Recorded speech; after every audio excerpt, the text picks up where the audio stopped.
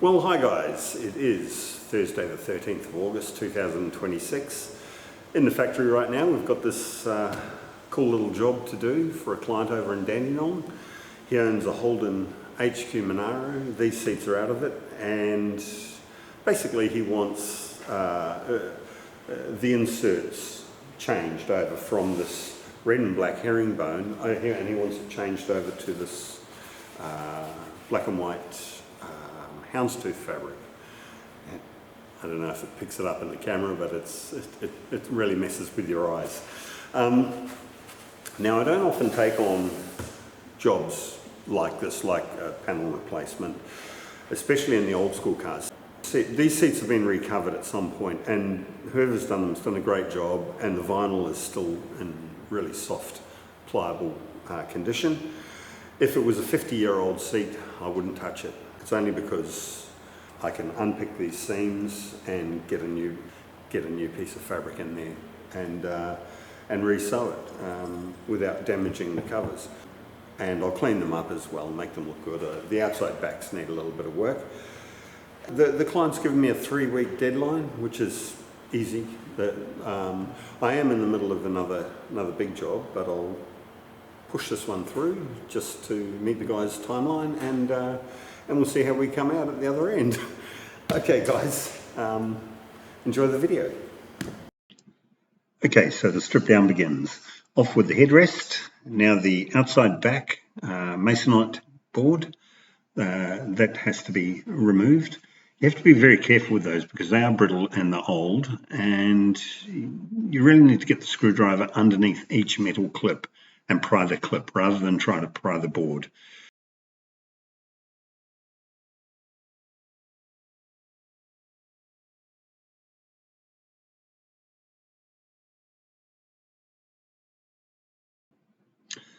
And now I'm just removing the headrest stem retainers. There's 2 screws in each.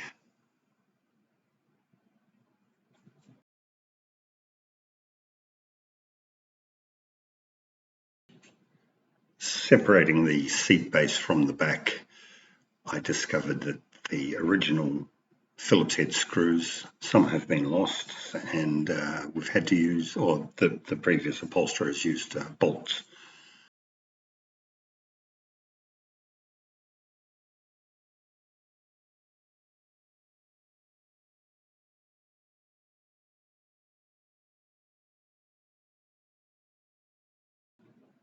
On this side of the seat, you might notice that the plastic cover that hides all of the componentry is missing. The client supplied a new one. You can buy them from Rare Spares, so I put it on when I reassembled the seat.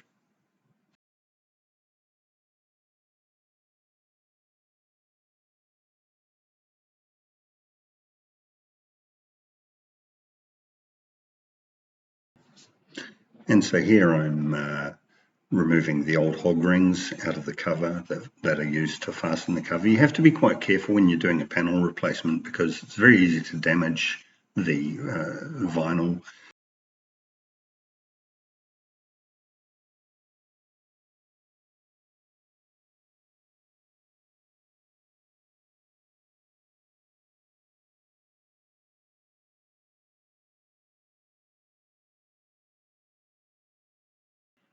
Down at the lower section of the back frame, they've used these 2 little metal clips, which are quite a great way to fasten vinyls against steel. During the strip down phase, what you're actually trying to do is understand the sequence in which the seat was originally covered in the factory.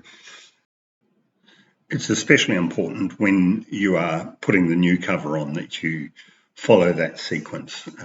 Otherwise, you could wind up having an ill-fitting cover.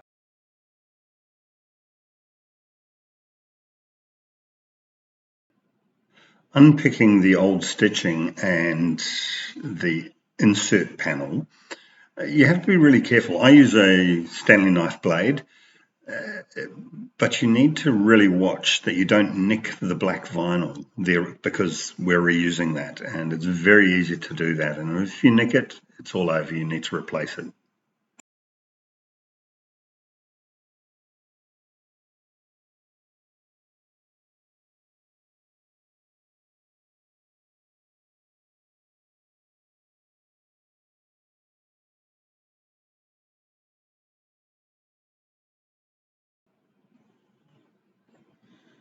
It's quite a time-consuming process, unpicking the old seams. I've sped it up quite significantly and edited it, but it does take a lot of time. Now, as you can see here, all of the cut threads need to be removed.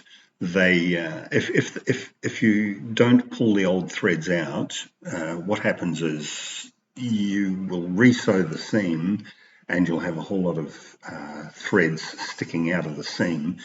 And once you've sewn it, it's very difficult to actually pull them out. So it's a lot easier to pull them out before you sew the new cover in. It takes ages to do. Onto the seat base now. The seat base is quite a bit easier to do than the back. You've just got this single row of hog rings on either side, and you've got a piece of wire across the front edge and 3 or 4 hog rings on the back.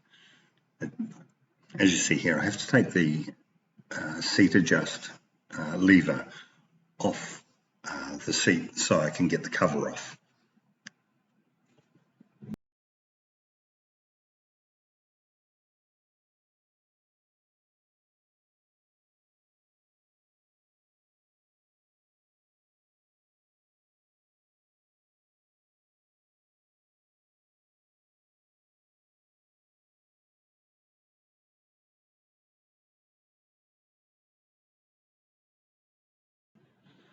And now once all of the hog rings are removed, the cover just peels up, exposing the internal clipping channel, which will have another row of hog rings there. I'm just removing that row of internal hog rings now.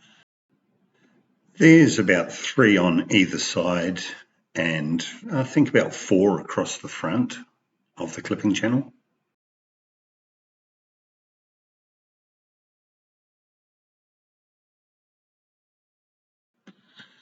As you can see, I just use a normal pair of side cutters to grab onto the hog ring, and I twist and pull. There's no easy way to get a hog ring off. Some people cut them, but I don't like to cut them because it can leave fragments inside the seat, which could damage the new cover at any point into the future.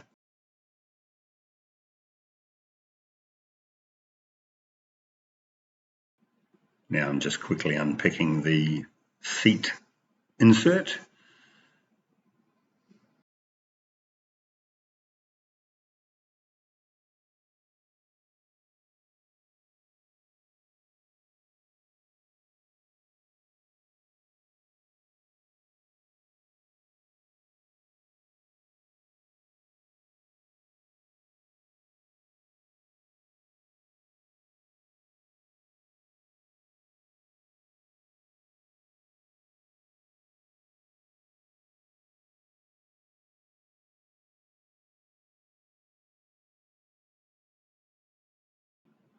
Now, sadly, I forgot to film the cutting and sewing of that quilted insert panel.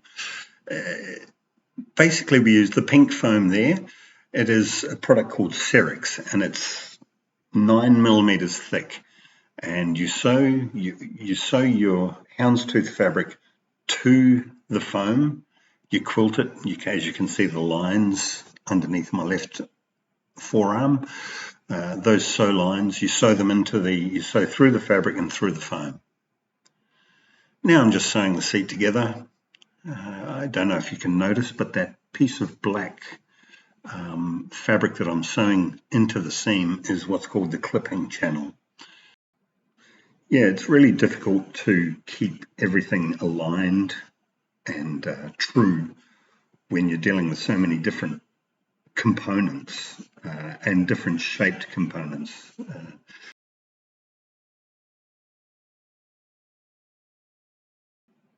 One of the biggest issues when you're doing a panel replacement like this is the old inserts could be stretched and out of shape and a little baggy. The same goes for the external vinyl borders. They could be out of shape or stretched. Because the seats have been recovered once before, the previous upholsterer may have interpreted the original pattern differently to how I would. And what I'm alluding to there is you basically have two fixed points. The panel must start and finish at exactly the right position on the border. Accuracy is everything when it comes to this sort of job. While I'm saying away here, I'll just give the business a little bit of a plug. You can check us out, J&K Trimming on Facebook. We've got a Facebook page. Or you could drop into the factory at factory number 59 at 10 Speedwell Street, Somerville, Victoria. Or you could ring us on 0418 962 994. I'd love to hear from you and even help you out on your next project. We're always available for you.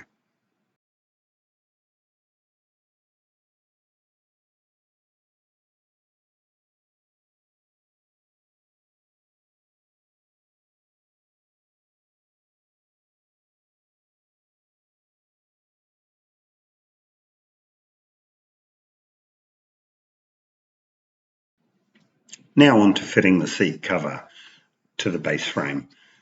As you can see, I'm clipping the new clipping channel with the wire inside onto the springs, through the foam and onto the springs. And there's always telltale signs of where the old hog rings went. I generally follow the same sequence and position of the hog rings as the original seat. It just helps me to have everything aligned correctly.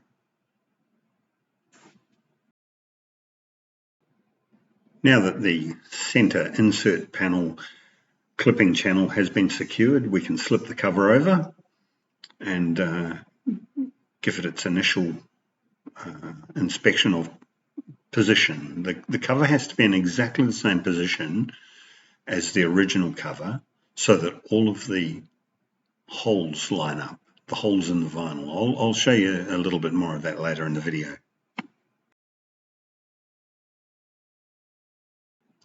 The good thing about reinstalling a previously fitted cover is that all of the hog ring holes, all of the holes in the vinyl will match up with the holes in the frame. So that the hog ring will go through into exactly the same position that it was before I took the cover off.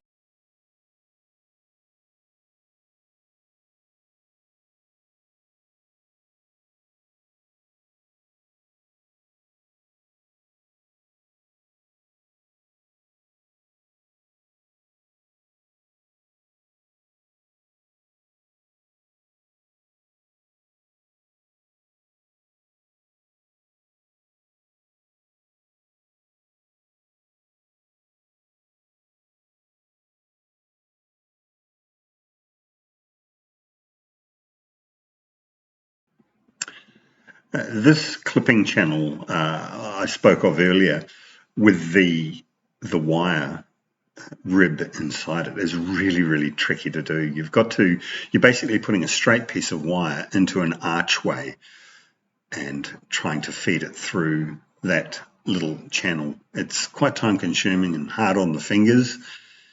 It's my least favorite job.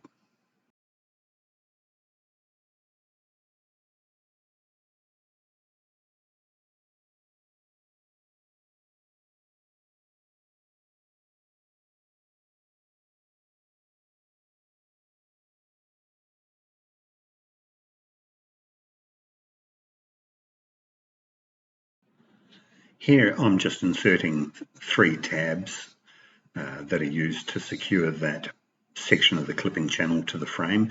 I'm just pushing the tabs through the foam there, and I'll clip them off on the rear side once all 3 are in position.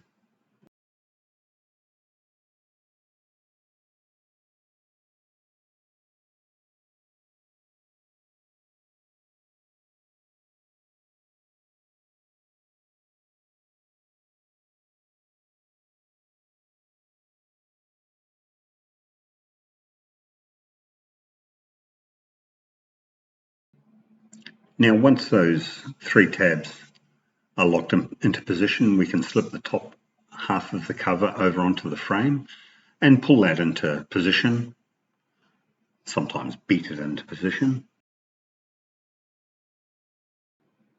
And once that top border is in position, I like to lock that off and finish it off with the hog rings.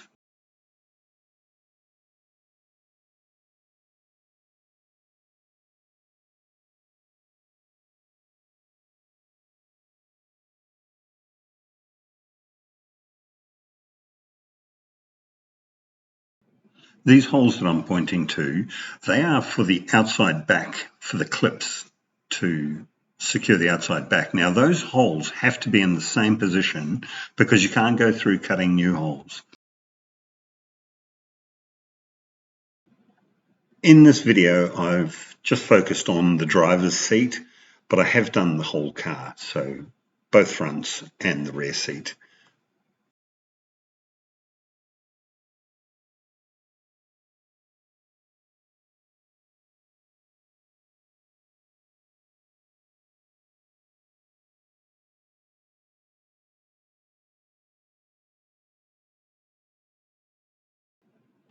So I'm just slipping the cover completely over the frame and clipping it off now. Once again, following the location of the original hog rings. So everything goes back in exactly the same position. The 2 little metal clips go back on.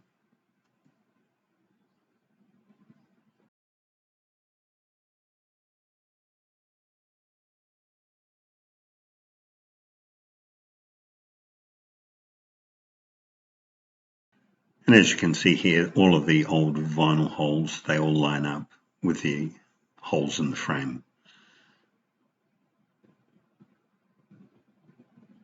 If they don't line up, you know it's not going to look good.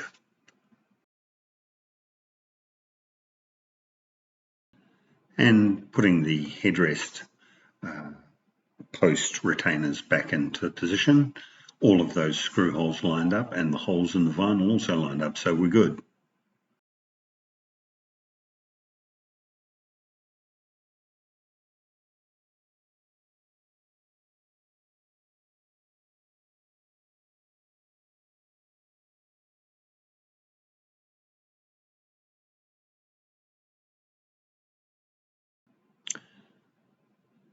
And this inside back strainer, it has a metal rod through it, and that just clips up using little plastic buttons.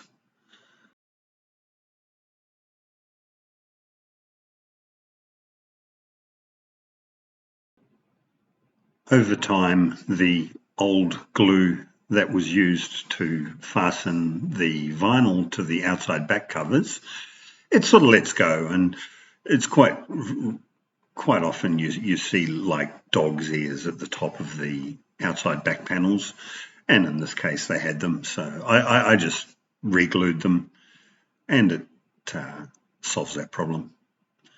Clipping the outside back on is really important. You have to get the metal clips through the vinyl into the original holes. There's a little bit of tolerance, there's a bit of movement, so you can jiggle them around a bit, and you just bang them on like that with your fist.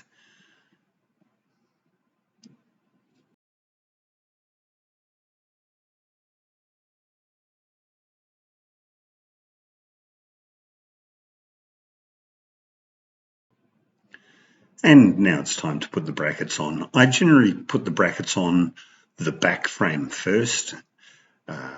because one of them is sprung, and it's quite a strong spring, and the seat base portion of the bracket is longer, so you've got a bit more leverage on there. So I put the bracket on the back frame first, and then I screw the seat frame into that, and I forgot to film it. There you go. And finally, I use a little bit of heat. The vinyl's been disrupted, so the heat just helps to settle everything down. The padding underneath is pretty old and not that good, so the heat just helps to settle it all down. And here we go, the before and the after. Thanks very much for watching, and hopefully we'll see you soon. Bye now.